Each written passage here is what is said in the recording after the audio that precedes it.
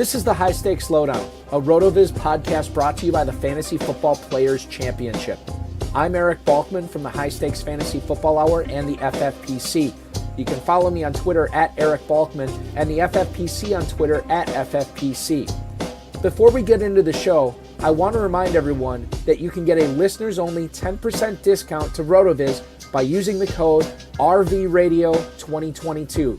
That's RVRADIO2022. Your subscription gives you unlimited access to all of the RotoViz content and tools, and it supports the podcast channel. Now, without further ado, here's the latest edition of the RotoViz High-Stakes Lowdown.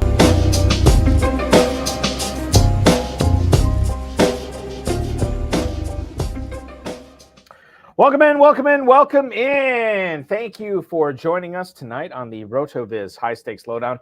I am your host, Eric Balkman. This is the High-Stakes Lowdown, a RotoViz podcast brought to you by the Fantasy Football Players Championship.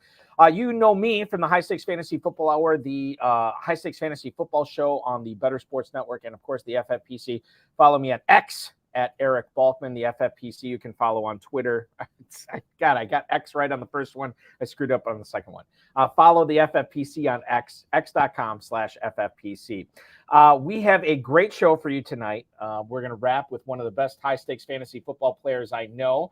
But before we get to that, I do want to remind you, if you are looking for action with the FFPC, don't think because the season has started that your hopes are over for trying to play more action with the FFPC. You can actually go to myffpc.com right now, myffpc.com. Play the FFPC Weekly Challenge. There's no draft. There is no salary cap. You just choose 10 or 12 players. If you want to play with kickers and defenses, whatever you want to do, just by Sunday's kickoff, and then watch them ride throughout the weekend's games. Remember, only one player per NFL team. You can enter for $200. You can also enter for $35 if you want to play for that. You can win up to $2,500. Remember to like, subscribe, comment, share, and get notified on this video, and sign up for the FFPC Weekly Challenge at myffpc.com. This week, we are speaking with a champion of 11 FFPC high-stakes leagues. He's in the thick of the FantasyPros Championship. Quite frankly, not in the thick, he's in the thin, because he sits 7th place overall in the 2023 FantasyPros Championship, a contest for the first time ever that will pay out a $1 million grand prize. And he's 7th.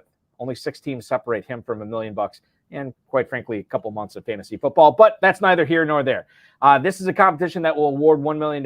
Will it be tonight's guest? Well, we'll find out at the end of December/early January. Please welcome back onto the program, Mr. Craig Bodenmiller. Craig, welcome in. Happy Tuesday night to you, dude.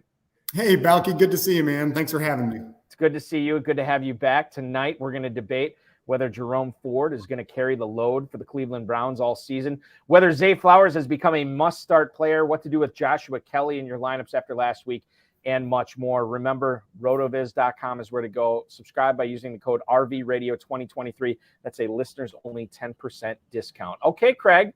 Now, correct me if I'm wrong. Are you an Ohio guy? Are you a Browns fan? I am an Ohio guy, but I am not a Browns or a Bengals fan. I'm actually a Cowboys fan. Cowboys, that's right. You told me that before. I forgot about that. Yeah, so, I grew up loving Emmitt Smith. So you are surrounded. By the way, did you see the new Emmitt Smith commercial where him and Marino decide to make a run of it and come back to the game? That's a great – I can't remember what it's for. Like all great advertising, every time I see a commercial, man, I love that commercial. Can't remember what they're advertising, but Emmitt Smith comes back. It's fantastic. Just get on the Google machine and watch it later if you have not seen it yet. This did not hit you as hard because you're a Cowboys fan.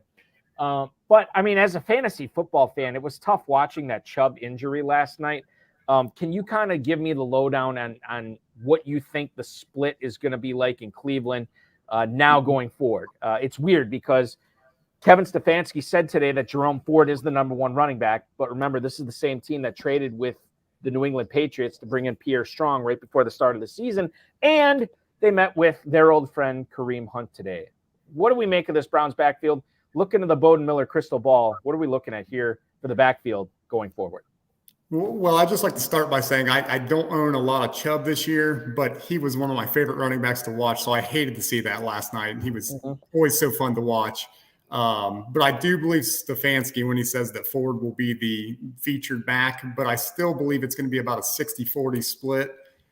between him and Strong, or even if Hunt comes back, I think Ford will still be the featured back. The only way I see that not happening is read a couple articles today that might link Cam Akers to the Browns. I could see him taking the lead role and then Ford staying where he was before the Chubb injury. We'll get into like waivers later on, but how would you treat Pierre Strong? Because I know he's a free agent in a lot of FFPC leagues right now. How would you treat Pierre Strong on waivers tomorrow? Are you going heavy into him? Are you going a little bit? Are you ignoring him? What are you doing? I would say I'm just going to go a little bit, mainly because I started to pick him up last week. I thought he was really talented. I started even picked him up before the season when he was with the Patriots. And then, honestly, I thought he would be the primary backup behind Chubb, maybe midway through the season. So once the Chubb injury hit, or last week before it hit, I started to pick up some Strong shares. Since they're bringing in Hunt, I don't know that he'll remain the RB2. So I wouldn't waste a whole lot of fab money on him, but I would still, dabble just in case they don't, because the Browns are a team that relies heavily on the run, and Deshaun Watson has not looked good this year. What would you do for those leagues? I mean, we got a question in the Facebook chat from Jim Parsons Jr., and he wants to know, should he go in on Kareem Hunt or should he go in on Jerome Ford? Well, if Jerome Ford's still out there, you're going to go heavy on Ford. But if I was to flip the question and say Hunt or Strong, would you still like Pierre Strong based on the fact that he's already on the Cleveland Browns roster in favor of going after Kareem Hunt? Is that how you'd handle it in waivers this week? Honestly, no, I would probably take Hunt just because of the fact that they're bringing him in and he's already familiar with the offense. So I think there's going to be mutual interest both ways. And honestly, I don't see Hunt and Fournette staying free agents much longer due to the fact we've had all these running back injuries. I wonder, and this is something I brought up with another guy I was talking to today about this. How much does the fact play in that we talked about, this because you've been drafting for forever, but throughout July and August and September, we all kind of were like, I mean, even myself, I'm guilty of this. I mean, I drafted Kareem Hunt and Leonard Fournette in the back end of some of my drafts because I thought, okay, well, they probably won't sign before the start of the season, but after week one, when the contracts are guaranteed, then I could see these or are not guaranteed. I beg your pardon. Then I could see these guys, coming into the fold. They didn't after week one. Nobody signed them.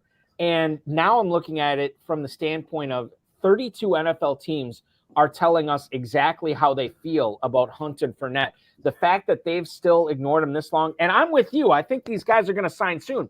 But now that I've seen how the NFL's treated them, I'm kind of like, is there value in these guys? I think what you alluded to earlier, you got to have a special injury situation because these are more desperation guys rather than players that the NFL is looking to target as difference makers at this point. Yes, you're exactly right. You have to pay attention to what the NFL teams are telling you. So, yeah, I was adding these guys late in drafts all summer, and the fact that I thought they would be added right before training camp. I thought maybe it was their idea that they were just holding out, waiting right before the season started to join a team. But that's not the case. It just doesn't seem like NFL teams were interested. And it did look like Kareem Hunt had lost a step last year. Mm-hmm. Honestly, I thought Fournette would make a team just because he's good in pass protection. He can catch passes. I thought he would be added before Zeke, but that wasn't the case. So, yeah, I don't know that NFL teams value these guys very much. They may not, and they might, and that's fine. That could be fine because we're all about the opportunity, right? You're always looking for the guy behind the guy, and now that Chubb has gone down and Akers has been deactivated, and other spots too, we're looking for the guy behind the guy, basically in fantasy leagues right now, and they would qualify Fournette and Hunt. I want to shift our focus. We'll stay in the same division here, Craig, but let's shift our focus to the Baltimore Ravens, right? So no J.K. Dobbins, obviously. Zay Flowers last week got 5 targets, which was good for third on the team behind Aguilar and Nelson Aguilar and Mark Andrews. And Odell Beckham got hurt after 4 targets. He got 3 catches for 29 yards. Flowers finished with a 10.2 in FFPC scoring, 4 catches, 62 yards. This is 2 consecutive weeks for the rookie where he has been startable. How close is he to must? I'm not saying he's must start, but how close is he to must start right now when you look at how the Ravens have shifted their offense in not only in the wake of the J.K. Dobbins injury, But as Todd Monken takes over as offensive coordinator, where he loves to pass much more so than Greg Roman did, I think Flowers, it's looking more and more like wheels up for him, right? Yes, and Zay Flowers is one of the rookies that I was most excited about to start the season. And honestly, on my 7th place team, I've had to start him the first 2 weeks. The first week I was a little concerned about it just because he was a rookie, and you don't know how much the Ravens are going to pass, how involved he's going to be. But he got 10 targets. It helped that Andrews was not playing, but that showed that Lamar has confidence in him. Mm-hmm. And then this past week, he still got 5 targets, had a deep catch. He makes those explosive plays. So yeah, I've felt really good the last 2 weeks about starting him. And even going forward, once Watson comes back, I don't know that I can put Watson in ahead of Zay. I think you're right. I think that's a great point that you bring up. I'm looking at the upcoming schedule for the Ravens, and they are looking at, who do they have this week? They're at home against the Indianapolis Colts, 7.5-point favorites in that game, 44.5. No word on Gardner Minshew or Anthony Richardson yet. We'll find out more about that going forward, but that should be another good Zay Flowers game. You would think on paper, looks like a really good matchup there. Shifting back to the running back position, let's talk about your Cowboys here. At the end of drafting season, when I was out in Las Vegas for the FFPC live events, and I'm facilitating these 3K, 5K, 10K buy-ins, I keep seeing, and even in the main events out there too, Craig, I keep seeing, and you saw this in drafts, Rico Dowdle was not being drafted, and then he kind of crept up a little bit at the end of drafts. Still behind Deuce Vaughn. This is a guy that went up by, I don't want to say leaps and bounds, but whatever the next level below leaps and bounds is, that's what Rico Dowdle was doing in drafts. I look at this past week. Now, it's difficult to put a finger on how the Cowboys offense is going to go this year, because quite frankly, they've blown out 2 New York teams to start the season. Obviously, we saw what they did on the Giants on Sunday Night Football, and then they just beat the Jets 30-10 on Sunday as well. Pollard was obviously awesome, but we look behind that. Dowdle had 1 catch for 17 yards on a target. Deuce Vaughn caught all 3 of his targets for 16 yards. But Dowdle had 7 carries for 26 yards. Deuce Vaughn, 3 carries for 16 yards. I don't know if Deuce Vaughn is available in a whole lot of FFPC leagues, but let's just say he's out there. Let's just say you have 1 roster spot and you could pick up Dowdle, but you'd have to cut Vaughn. How do you fall in on the Dowdle versus Vaughn discussion? Because the way the running backs have been going this year, no offense, and I'm not trying to create waves here to a Cowboys fan, might just be a matter of time before Pollard misses some action too. Who's the running back that you want there, Dowdle or Vaughn? Vaughn would be the one I like. He just looks more explosive to me. I know Rico's getting a little more playing time in terms of snap counts right now. But Deuce just looks like the better running back to me. I thought he looked very good preseason. And even the first 2 NFL or regular season games, I thought he's played well. Like you mentioned, if something were to happen to Pollard, I'm fairly certain that Jerry wouldn't go the rest of the season with these 2 guys as his running back. So in terms of, if Pollard was lost for the season, I don't know that either one would be the featured back. But as the RB2 right now, I would lean Vaughn. So knowing that, and Craig, I think you make a good point there. And I think that if Pollard were to miss time, Leonard Fournette's name might be on speed dial in Dallas for sure. But keeping one of those guys on your roster, how much value are these guys roster cloggers at this point, given that if Pollard were to miss time, you may not be comfortable starting either one, even as a flex going forward, because of the potential of another running back coming in. And I think that's what we're trying to ascertain here is we're trying to figure out the best way to manage our roster. If Pollard gets hurt, do Vaughn or Dowdle factor in enough for them to be rosterable right now?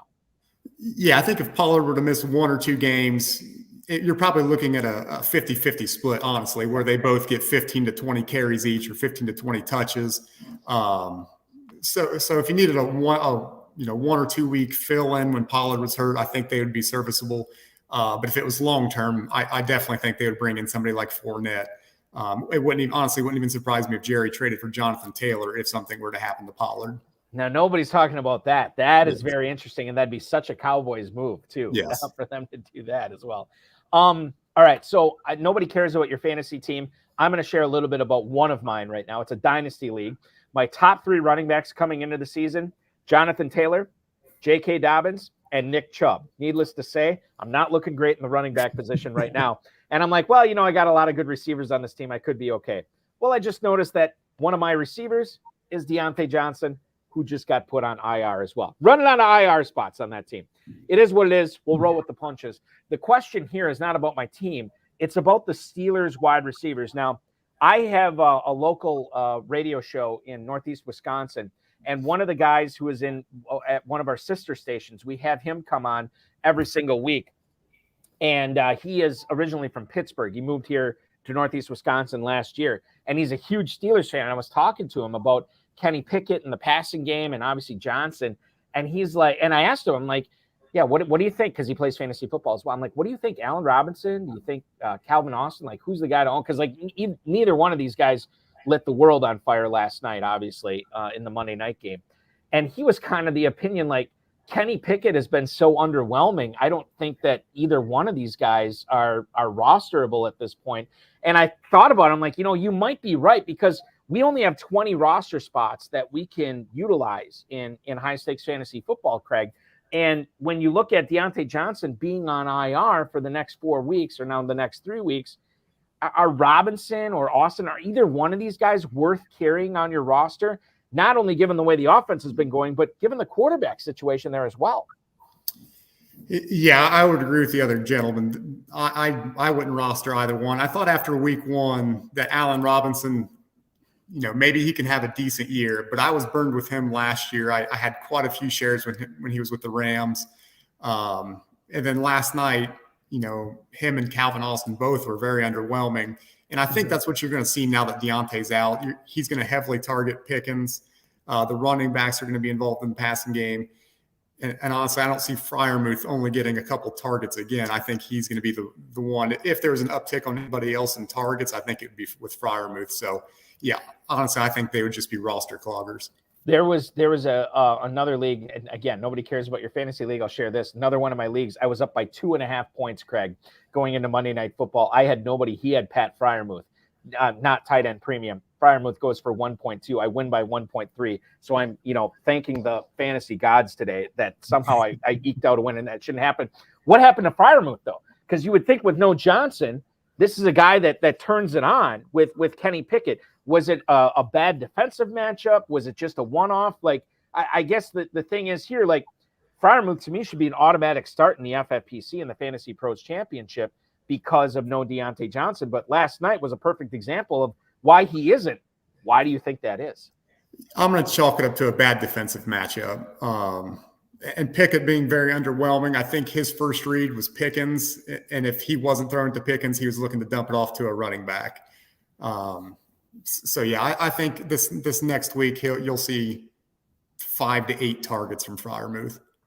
And that's good for the leagues I do have Freiermuth in, because that was scary last night. And even like, and I should bring up the box score here because I want to delve a little bit deeper into it. That Steelers-Bengals game, super entertaining, obviously. But when you look at what the Steelers did passing-wise, Pickett threw for 222 yards, but on 15 of 30. And one of those catches was a 70-yard touchdown slant to George Pickens. Now, you take away that 71-yard touchdown, all of a sudden Kenny Pickett's looking at 150 yards, and all of a sudden George Pickens is looking at 50 yards on just 3 catches. Do we need to prepare ourselves for a lower volume passing game? In other words, with no Deontay Johnson out there, not only do the numbers go down, but they go down for everybody, and that passing pie gets smaller in Pittsburgh. Yes, I think with Warren and Najee, they're going to rely more on the running game. So, and especially the way Pickett's looked, I don't think they're going to keep putting the ball in his hands. I was one of those guys in preseason. He looked really good in preseason. So I'm like, okay, maybe this is the year he turns it around, and Pickens and Deontay and Freiermuth just have massive years. But these first 2 weeks have been a little disappointing for Pickett. Yeah. And it's super frustrating, obviously. But I do think he's coming on. I don't think he's a total bust. I still remain hopeful on Pickett having a nice 2023 season for sure.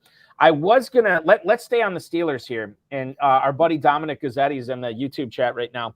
And we let me talk about the Steelers running back situation here. I want to ask you, is Jaylen Warren actually flexible this week? Again, the FFPC, you have the dual flex. Is he flexible against the Raiders this week? Harris had 20% target per route, Warren 33%. Is that enough for you to say, you know what? Maybe Warren's the guy. And I'll preface this by saying there are a lot of people who are playing in closed 12-team leagues where they were probably encouraged to get both Warren and Harris on their 12-man team rather than, playing in a national contest like the FantasyPros Championship, something that you sit 7th place overall in right now. You sometimes eschew the backup running back to your studs because you want to increase variance any which way you can. But if you're playing in a closed 12-team league, that might not be the case. It's ballsy, Craig. But if you're in a full PPR, would you be strong enough to start Jaylen Warren over Najee Harris against the Raiders this week?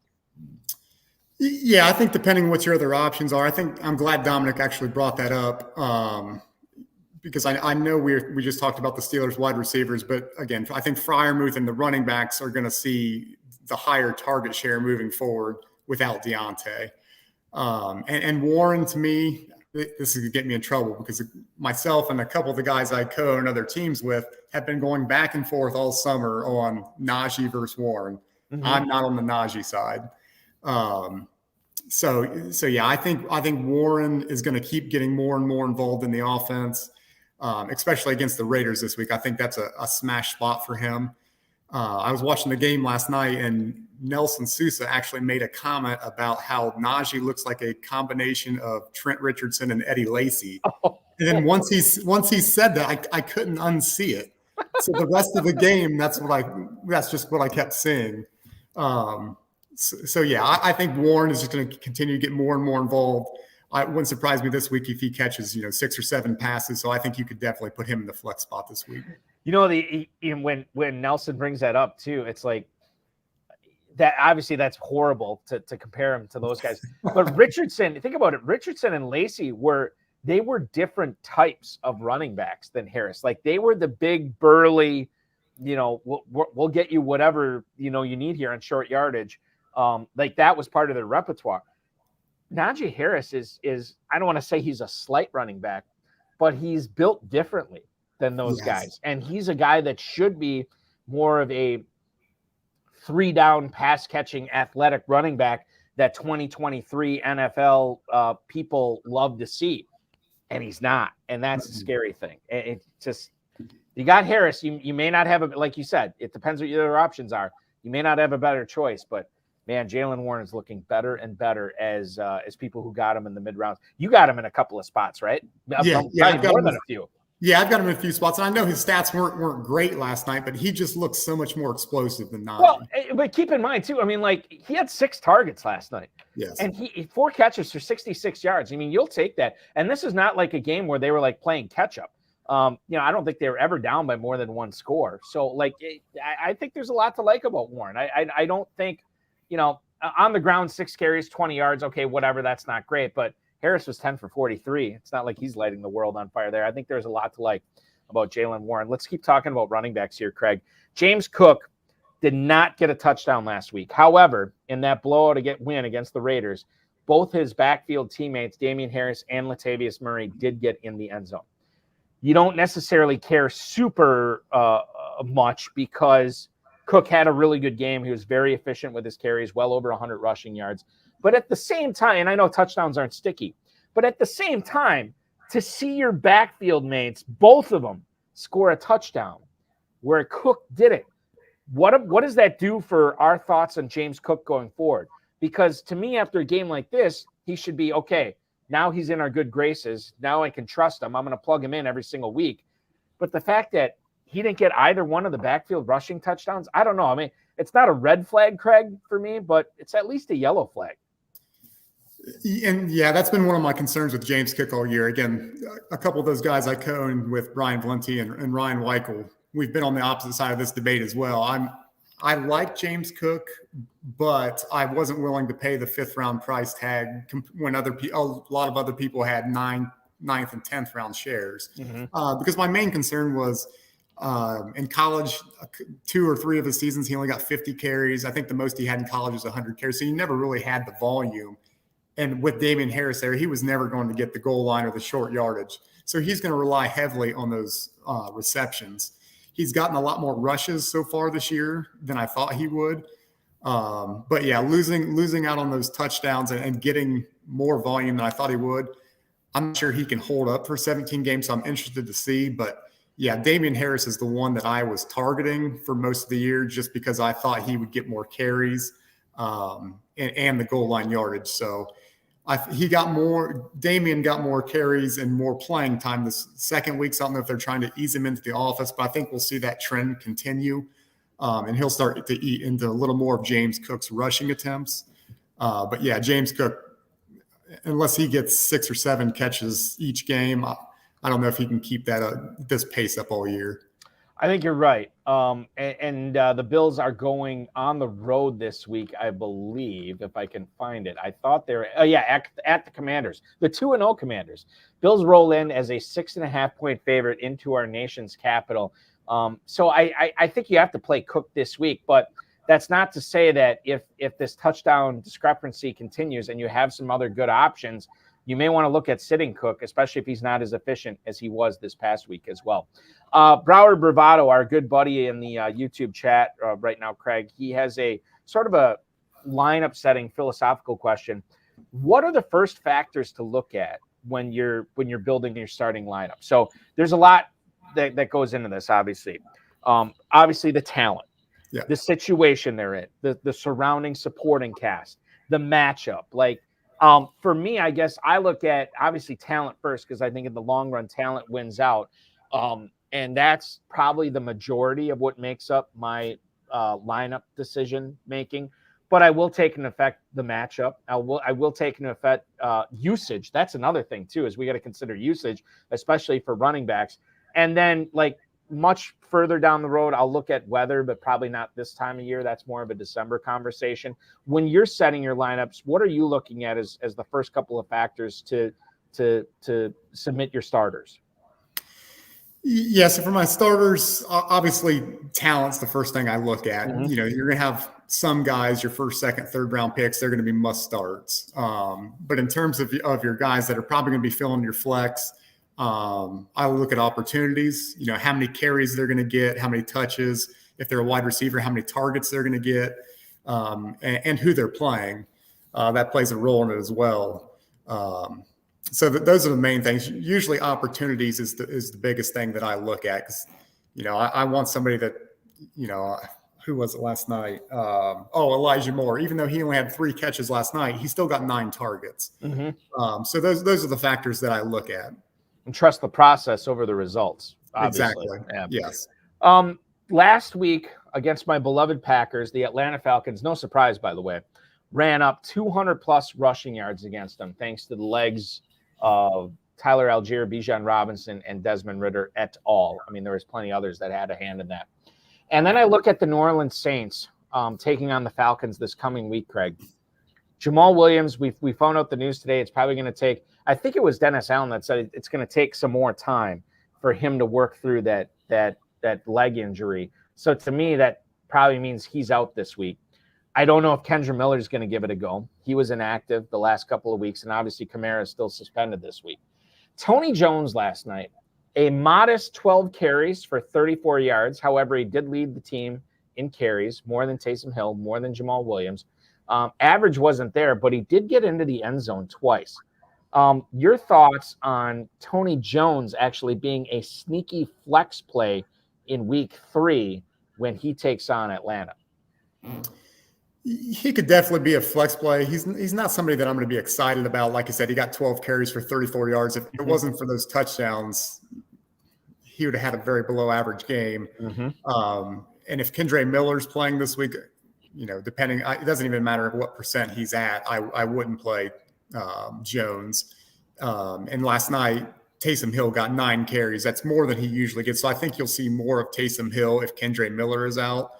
And honestly, those 2 touchdowns he got, those could easily have been Taysom Hill. So you really don't know which way the Saints are going to go once they get to the goal line. So you could play him, but I would use caution. I think I'm proud of myself, Craig. And again, maybe I should have trusted the process more. I had Joshua Kelly in so many leagues this year. I drafted him in a bunch of leagues late. And excuse me, I wasn't happy that Austin Eckler gets hurt. I'm never happy when a player gets hurt. But I did look at it as a fortunate situation strictly for fantasy because Joshua Kelly, I could roll out and start.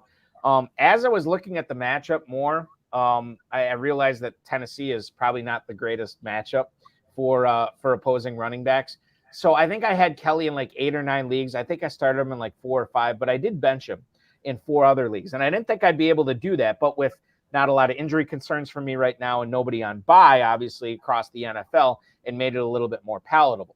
The question for me is, for you, is looking ahead, assuming that Eckler misses this week, and the report that we got from Brandon Staley wasn't exactly positive that Eckler is going to be out again this week. But you look at Joshua Kelly, who is going to be at the Minnesota Vikings this week. Is he actually more of a palatable start for you this week than he was in Tennessee? What do you do with Joshua Kelly now going forward with Eckler out? Yeah, last week for Kelly, I was pretty disappointed in his statistics, but you and me both. This week, I think is another smash spot for him. Surprisingly, week 1 against the Dolphins, I think he had 16 carries, 90 plus yards. I think we're going to see more of that this week. You know, the Vikings are coming off just giving up a huge game to DeAndre Swift, who it seems like every coaching staff hates. So I think this weekend is going to be another smash spot for Josh Kelly, and I think he'll make up for this past weekend. I think, I don't know if you're right, but I hope you're right for sure, because that will pay off for me in spades if I can get Kelly going again, especially if Aaron Jones misses again this week, which you heard it here maybe first. I don't know. I don't think Aaron Jones is going to go again this week. I just reading the reports lately from the beat writers and people talking up here, it seems like he's going to be held out for the home opener against the Saints as well. So again, don't take that as gospel. I'm just saying we got waivers processing in high stakes fantasy football tomorrow. So make sure that you are making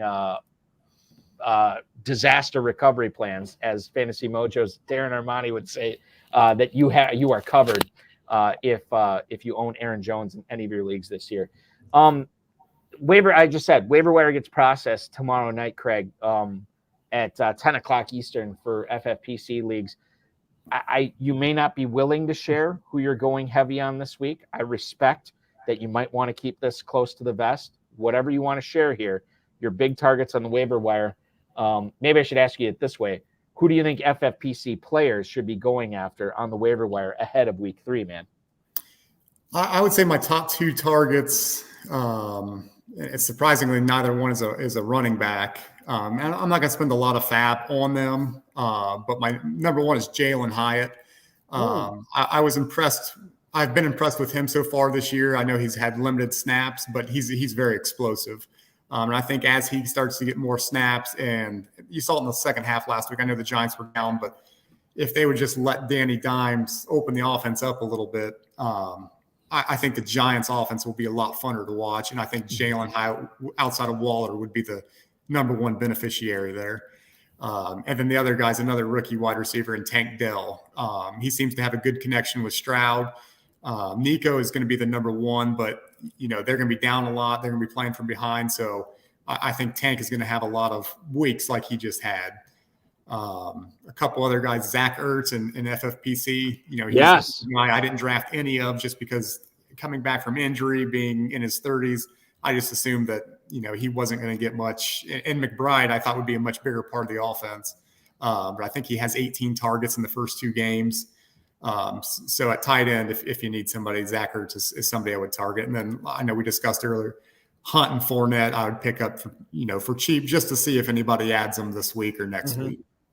Okay, so what do you make? Let's talk about this McBride versus Ertz thing, because I'm with you. Like I drafted McBride super late. I don't play in any tight end premium formats, which, Bulky, why are you doing the show if you don't do that? Well, I can't play in the FFPC. There's not much I can do. So with McBride, I actually added him in like the 18th, 19th round in a lot of drafts this year. Dude has gotten 5 targets so far this season, if I'm counting this right.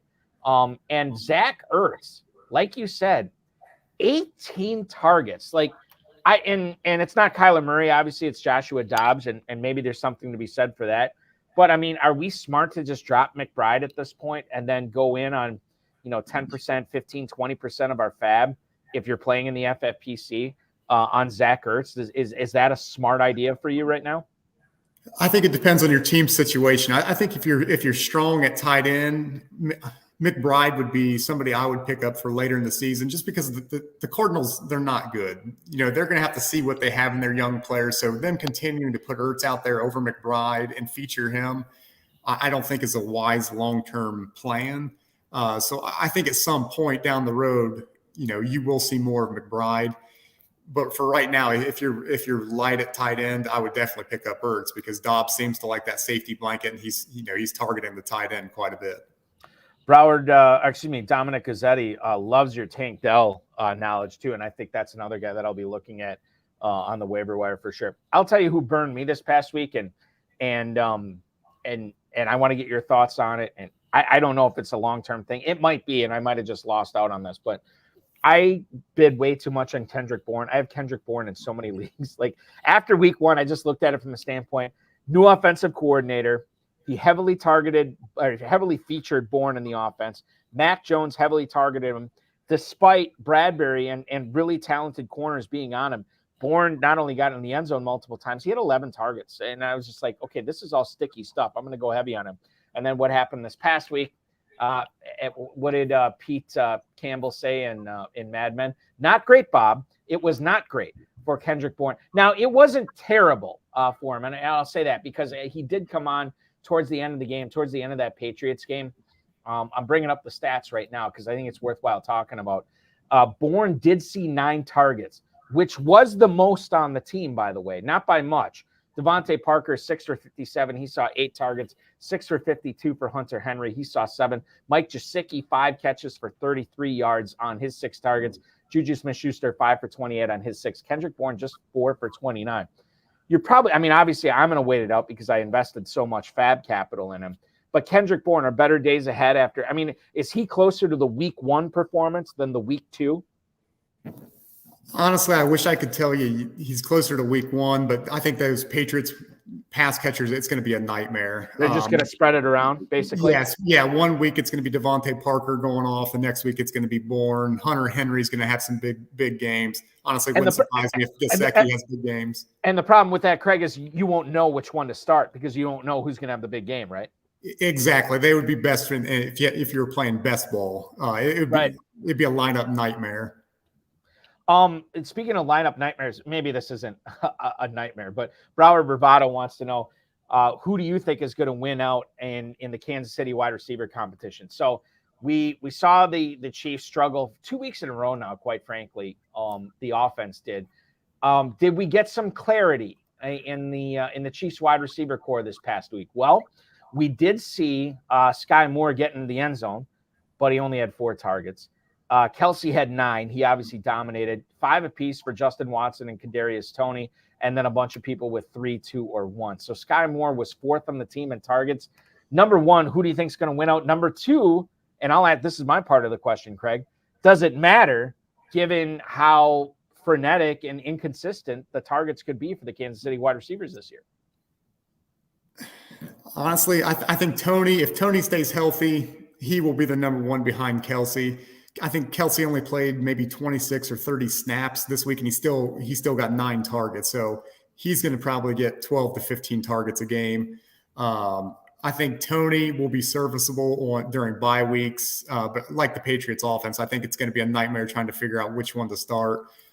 Sky Moore, Rashee Rice, they're going to have spike weeks as well, but are you going to put them in your lineup with confidence?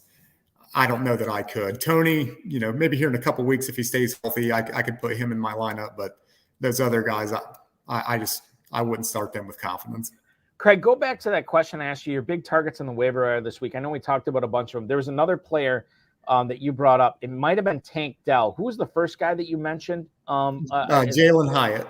Hyatt. Okay. All right. So let's talk. So I think you explained the Hyatt situation pretty good. Tank Dell. is interesting because Nico Collins obviously dominated the game in Houston as far as the passing goes. But Tank Dell was the guy who actually ended up getting into the end zone. Well, I guess Collins scored a touchdown as well.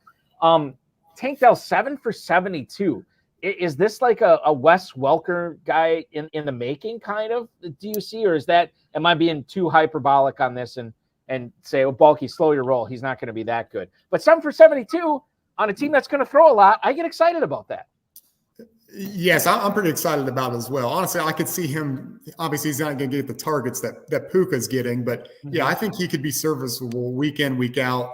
I think Robert Woods, I think he still had a pretty good game, but I think as the season goes on, you'll start to see Tank Dell establish himself as the clear number 2 wide receiver behind Nico. So yeah, I thought Tank would have a good season. I just didn't think we'd see it until about halfway through the year. Right. You mentioned Nakua. Where do you stand on him? I mean, is this a guy that should be started going forward? Is he going to keep this up? And let's not worry about Cooper Kupp yet, because pretty much whatever you're getting from Nakua right now is a bonus. It's gravy, right? Do you see him continuing this for the 3rd week in a row? Where, I mean, he's setting rookie records for how many receptions he's getting in the first 2 weeks. 3 weeks in a row would be monumental. The Los Angeles Rams taking on the Cincinnati Bengals in the 2nd Monday Night Football game this upcoming week in week 3. Where do you stand on Puka Nakua? Honestly, before the season, I wasn't a big Puka fan, but I mean, now I'm all in.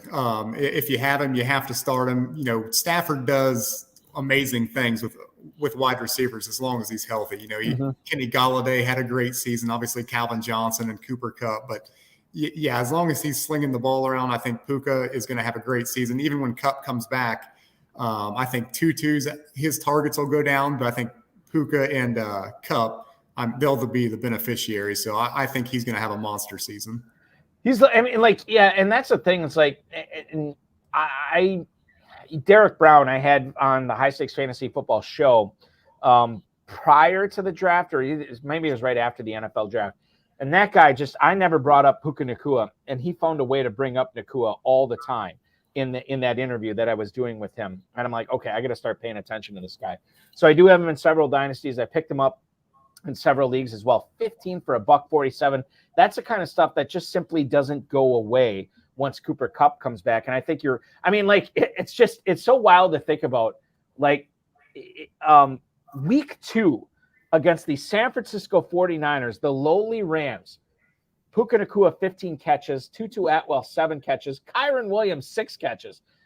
Nobody in their right mind would have ever seen that coming in week 2, which is why we love this game. It's also why it's so maddening, but it's just crazy. So I think when Kupp comes back, and to your point, I think Atwell's the guy that probably takes a back seat as far as targets go. Nakua's not going anywhere. No, and I think the Rams are going to be a dangerous team this year once Kupp comes back. They've looked a lot better than I expected. Final question for you, and this is important. Week 3 coming up. I don't think a lot of people have gone hardcore into lineup setting mode yet, Craig. But if they have, or if they're about to, who's one sleeper that you think not a lot of FFPC players are going to start this week that you think they probably should? And then conversely, a player that's going to get started in a lot of leagues this week that you think is going to let a lot of owners down?